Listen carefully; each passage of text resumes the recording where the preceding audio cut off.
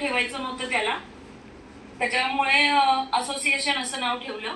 बरोबर. 7 जणांचं हे केलं, ग्रुप बनवला. बरोबर. अध्यक्ष, उपाध्यक्ष, सचिव, खजिनदार हे नेमले.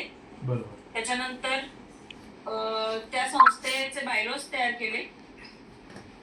बायलॉज तयार करून मग संस्था नोंदणीची प्रोसेस पूर्ण केली नर्मदा यांच्याकडे. बरोबर. आणि त्यानंतर पहिलं सर्टिफिकेट आलं,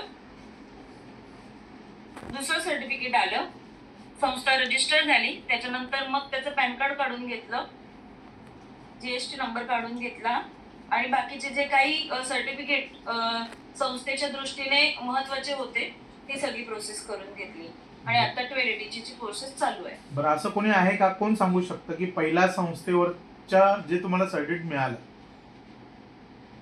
बरोबर, आपले